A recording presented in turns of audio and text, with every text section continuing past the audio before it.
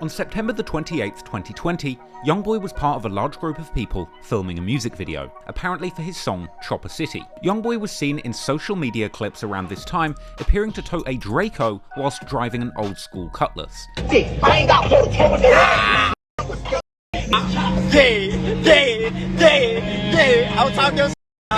And another shot where we would see his car is filled with green bandana waving 4K Trey goons. And this day, YoungBoy was live on his videographer Rich Porter's Instagram, recording himself an NBA Michi baby, toting firearms and rapping the song Chopper City. Take a two. That what my cousin Michi say. I'm talking five. That's about 5 million for my album. That's an easy thing. Put the camera on Rich, yeah? Put the camera on.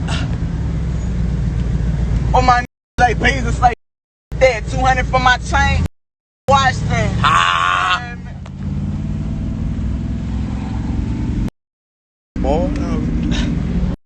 Boy, stop playing, man. Stop playing, man. What's the...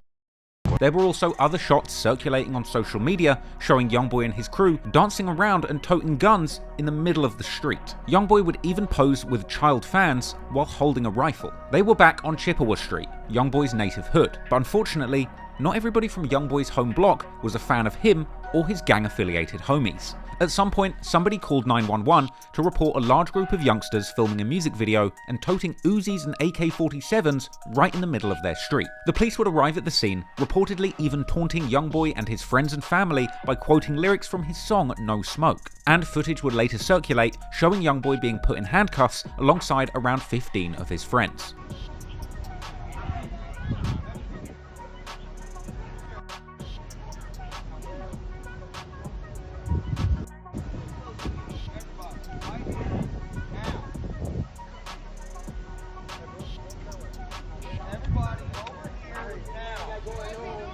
I ain't doing nothing while you holding him like that.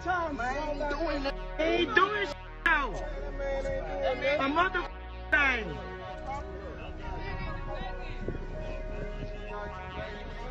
Already.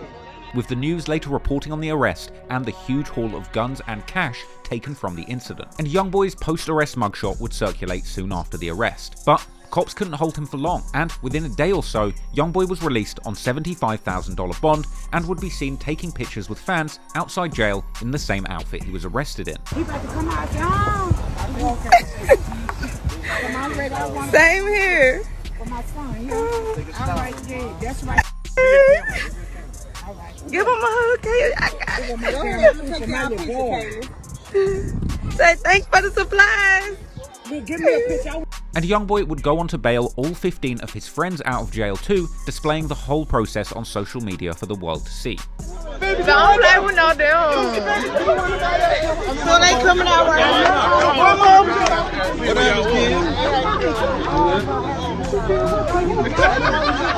Post it your bitch. What you want to get locked up for, stupid? Look at Tyler. Tyler had me in the back seat stand with money on the police. I tell fans shit. I tell you the fans who y'all know. I tell you my I don't know him in 4K Trey. Stop playing. The cops would claim to have recovered 14 guns and $79,000 in cash, and YoungBoy would post on social media letting the world know that the cops had also taken the Chopper City music video footage away from him. The cops would eventually attempt to use this footage against him. In fact, the state would even use stills from the social media clips of YoungBoy toting a chopper in the street as evidence, and YoungBoy's attorney would take to the media to assure the world that his client was not guilty, and that he did not have a gun on him at the time of the arrest. A broad daylight drug bust, landing 16 men behind bars tonight, including Baton Rouge rapper NBA YoungBoy. It's crazy. Good. Yeah, the YoungBoy is in jail. Tonight, his attorney calls this arrest ridiculous, saying there's nothing in the report that indicates he did anything wrong. They arrested several people, and there was no indication that he had any guns or drugs on him at the time of the arrest. The attorney vows his client will be found innocent and all of this cleared up in court. Unfortunately for YoungBoy, his cameraman would be arrested, with his gun, his camera, and the SD cards being confiscated. And YoungBoy was later charged with possession of the gun discovered from the cameraman, as well as from a nearby parked car, with prosecutors claiming to have reviewed the footage on those SD cards and witnessed YoungBoy toting firearms. Anywho, since bailing out, YoungBoy would be a free man once again, but as time passed, these legal issues would soon catch up with him. Apparently, after bailing out in Baton Rouge, YoungBoy decided to try and play it safe, moving out of the dangerous city that he came up in, opting instead to spend his time in Los Angeles suburb Tarzana and focus on recording his latest album, Until I Return. But he would still release music in this time. Until I Return was YoungBoy's fourth project of 2020, releasing on the 11th of November, just 6 days after the death of King Von. However, as it was so soon after that incident, there was no direct lyrics referencing Von's death, perhaps because everything was already recorded, finalized, and ready to release before the unfortunate events of November 6th unfolded. Perhaps the controversy around that event or the subsequent industry blacklisting played a role in this project performing worse than his previous releases. It would peak at number 10 on Billboard, effectively ending YoungBoy's hot streak of 3 number 1s and a number 2 charting project. But YoungBoy wouldn't be discouraged. In fact, following this release, he would ramp up production, continuing to drop back-to-back new songs and music videos. On November the 20th, he would drop a joint mixtape with Rich the Kid called Nobody Safe, which landed at number 43 on the Billboard 200 charts. And that collaborative album would be followed by a string of solo releases, hyping fans up for YoungBoy's next full-length project. There was the uplifting track How I Been, the murder anthem Green Dot, the inspiring track It Ain't Over, and he would also appear on major guest spots with other rappers, like French Montana on So Real and Tragic with Kid Laroi, which charted at 76 on Billboard. Moving into 2021, it would seem that YoungBoy was loading up something big, releasing the first single of his next album, fan favorite track Toxic Punk in February, and another solo track, I Ain't Scared, in mid-March. Everything was all building towards the release of YoungBoy's hotly anticipated third studio album, Sincerely Kentrell, which was slated for a May release. However, YoungBoy's entire 2021 plan would come to a screeching halt suddenly at the end of March, as behind the scenes, the police forces in Baton Rouge and Los Angeles were teaming up with the FBI for a big bust on YoungBoy relating to his September 2020 arrest. On March the 10th, 2022, an indictment was filed in Louisiana charging YoungBoy with being a felon in possession of a firearm. This was all the result of the Chopper City music video shoot in September 2020. However, at this point in time, cops would have no idea where YoungBoy was, so 9 days later, they'd get granted a search warrant to track the location of YoungBoy's phone. This leads them to a property on Amigo Avenue in the Los Angeles suburb of Tarzana. This would apparently warrant the attention of an entire FBI task force who would begin to monitor YoungBoy's home covertly, waiting for their chance to swoop in. And eventually, they would see YoungBoy leave the home in his Maybach truck alone. At this point, officers turned on their police lights and took chase. According to documents, YoungBoy would appear to park the vehicle after seeing the sirens, rolling down the window and putting both hands out before hitting the gas. YoungBoy would take off, fleeing in the Maybach south on Amigo, making turn after turn. He would ultimately travel 2 blocks, escaping the sight of cops, before stopping the car and fleeing on foot northbound on Krebs Avenue from Red Wing Street. Footage would circulate allegedly showing the aftermath of YoungBoy running away from police, followed by a manhunt in the area, with cop cars sweeping through looking for where YoungBoy was hiding with helicopters and police dogs.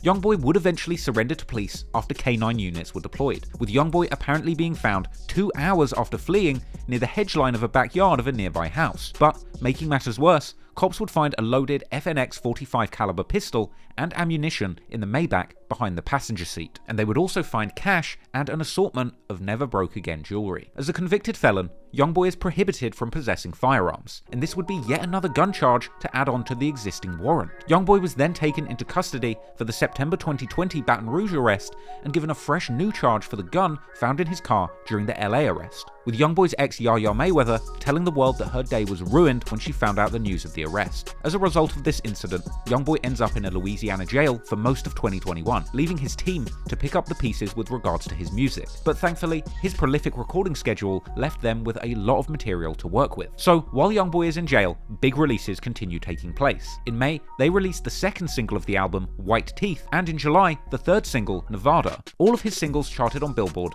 and provided the perfect conditions for his album to release. So on September the 24th, 2021, YoungBoy's third studio album, Sincerely Kentrell, drops. The album's opening track, Bad Morning, is a standout YoungBoy song, and the inspirational anthem would captivate the wider rap audience, leading the song to chart on the Billboard Hot 100 Songs chart at 28. This was a tie with YoungBoy's previous chart record on the song Lil Top that also hit 28 on the Hot 100, with those two songs at 28 being YoungBoy's highest charting solo positions to date. Elsewhere on the project, YoungBoy was continuing his usual brand of melodic murder music. One particularly eyebrow-raising song is the track Forgiato. In it, YoungBoy seemingly admits to having used contract killers over 7 times, warning his ops that they will be killed before the end of the year, and claiming to be known in his town as the Murder Man. He would seemingly diss Lil Durk and King Von, rapping that rappers want him gone, but he's going to take their soul. He would also respond to Lit Yoshi's earlier comments, where he claimed that all the members of the NBA gang all claim responsibility for the same one murder. Somebody died, the whole city rip on one body. That's crazy. How if somebody died, the whole city will get on Instagram and rip on it, and ain't got nothing to do with it. With YoungBoy rebuffing those comments on Forgiato with an outrageous chorus, saying that in spite of Yoshi's claims, he's had over 7 people killed, and rapping that once he's completed 10 killings, he will have to start counting his bodies on his toes. This was a bold lyric that sparked intense speculation about whether or not YoungBoy's claims of having had over 7 people killed was true or not. Some would argue that he likely has paid for 7 murders and perhaps even carried out some himself, while others would assume that it's all lies, suggesting that perhaps YoungBoy was just talking about kills on the game Call of Duty. Ultimately, at this point in his career, YoungBoy's name had certainly been associated with the deaths of over 7 people. If you simply consider his lyrics and the number of people whose deaths have been associated with him over the years, there's 9 suspected lives lost at this point. But that doesn't mean YoungBoy is physically or legally responsible for any of these deaths. Perhaps he's just trying to hype up the mystique around his music, or perhaps he truly does see himself responsible for close to 10 deaths at this point in his career. It would be an irresistible riddle for rap fans to try and unwrap. Pitchfork would summarize YoungBoy's album Sincerely Kentrell accurately, saying that it painted a portrait of YoungBoy as a tragic figure who blurred the line between fact and fiction, and ultimately saying the mystique around YoungBoy combined with the project itself was a brilliant creative body of work. And all of the mystique around YoungBoy and his past, combined with his talent, contributed to huge record sales, with the project being YoungBoy's biggest album debut of his career, selling an enormous 137,000 copies first week. This saw Sincerely Kentrell going #1 on Billboard, all while YoungBoy was still in jail. This made him the 3rd rapper in history to have a #1 album whilst in jail, coming after Tupac and Lil Wayne. But YoungBoy would go on to have back-to-back victories. As the month after Sincerely Kentrell topped the charts, in October 2021, YoungBoy was granted release on a $500,000 bond, allowing him house arrest whilst he awaited trial on his gun charge. The conditions were that he had to stay on a strict lockdown in Salt Lake City, where he had recently bought a home, and he would be set to live with a whole security team whose job it is to protect YoungBoy and enforce the terms of his house arrest. This includes a limit of 3 pre-approved visitors at all times. His release would reportedly take place on October the 26th, 2021. However, unlike previous releases, he would keep a low profile and not go live immediately after coming out of jail. He would reportedly be whisked away to Utah, where he would be held on house arrest as he awaited 2 trials. One for the gun case from the Chopper City music video shoot in Baton Rouge, and the other from when he fled the FBI when they came to arrest him in LA. While YoungBoy would be stuck at home, making the most of his house arrest and recording an ungodly amount of music, behind the scenes, his lawyers would be going back and forth with prosecutors, laying the foundations for an enormous legal battle. For some reason, YoungBoy would first face trial in LA for the gun found in his car, rather than for the original gun charge in Baton Rouge. His lawyers argued that he was panicking when the FBI swooped in, calling it a heavy-handed arrest, and claiming that he didn't even know there was a warrant for his arrest or a gun in his car. Investigators were apparently unable to find his fingerprints on the gun, which helped his position massively. Prosecutors even tried to use lyrics from YoungBoy's songs that mentioned firearms as evidence. For example, in the song Gunsmoke, YoungBoy raps lyrics naming numerous models of guns, like FNs, Glocks, and MAC-10s, which the prosecutors wanted to use to show that YoungBoy had familiarity and knowledge of the brand FN, the make of gun that was found in his car. They were also trying to use YoungBoy's NBA jewelry that was found in the car to tie him to the gun that was found alongside it. And they would also attempt to tie YoungBoy to a Philadelphia-based jeweler, Shine, who had made his custom NBA pieces, even bringing in lyrics from his song Life Support, where he rapped that he shops at Shine.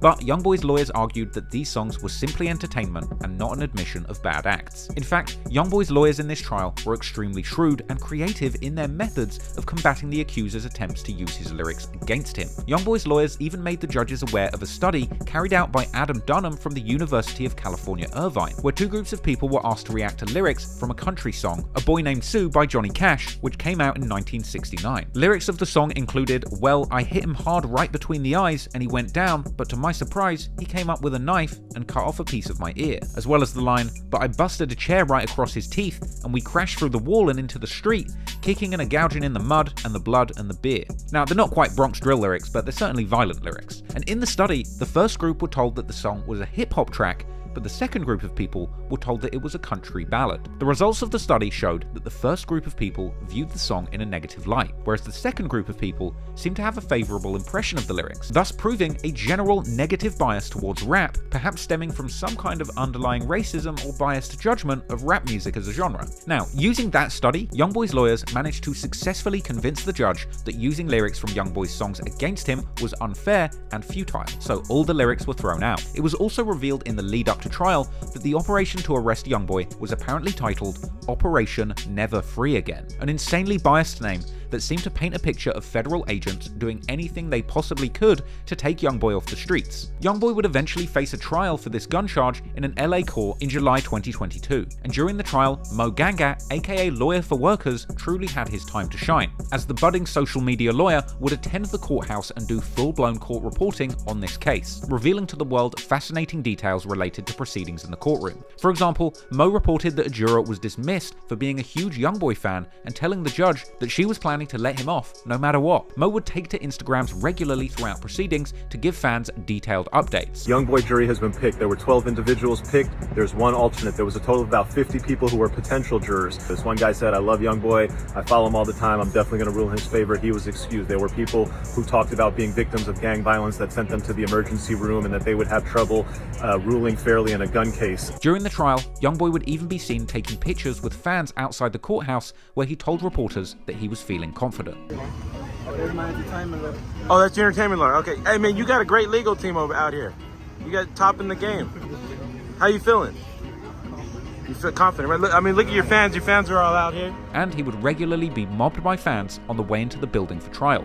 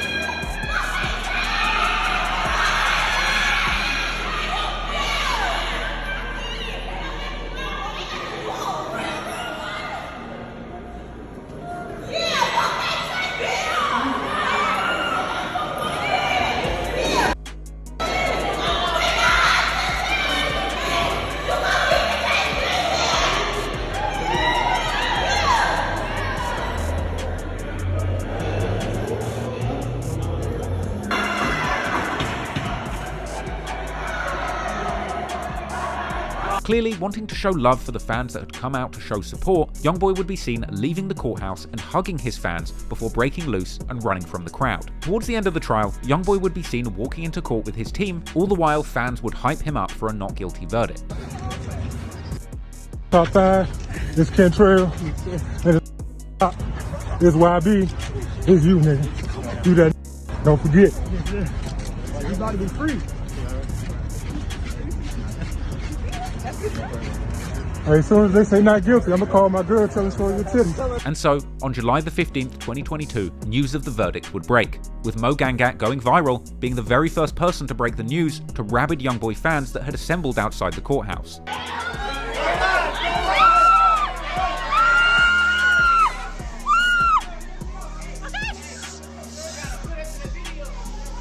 Everybody shut up! Just hold the camera up, don't lie! We lied! We lied! We lied! Okay, what you gotta say? The United States of America versus Kentrell Golden. Kentrell. AKA Lil Top. AKA YB.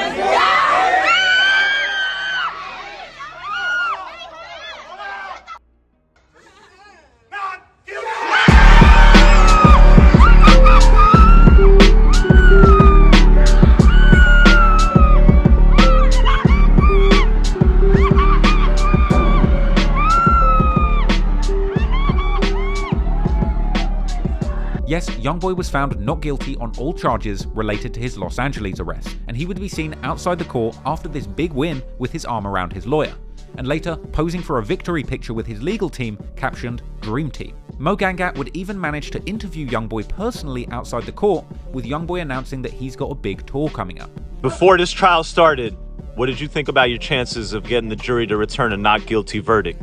I had some strong. I had a confident feeling about some things inside my heart, but You just beat the feds. What would you want to say to your fans about what's next for YoungBoy Never Broke Again? tour. What tour is next?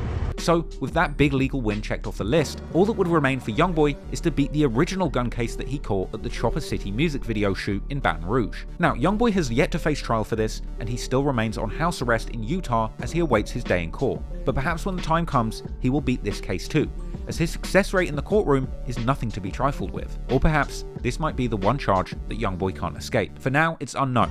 However, what is known is that even while on house arrest, problems would still mount up for YoungBoy. And despite his ability to diss his enemies and ops from Baton Rouge or Chicago without consequences, others wouldn't be so lucky. And soon, the rap beef that claimed the life of King Von would turn deadly once again, this time leading to the tragic death of one of Quando Rondo's closest friends. If you found that clip interesting, please hit the like and subscribe button, and if you want to watch the full-length version of this video, check out the documentary on my main channel, Trap Law Ross, and if you want the uncut version of that documentary with 30 minutes of footage I cannot show you on YouTube, then head on over to patreon.com/traplawross, where you can watch all of my best videos completely uncut for just $2. And if you want to keep in touch and get updates on the next documentaries that I'm going to be dropping, make sure you follow me on Instagram @traplawross. Appreciate it. Peace.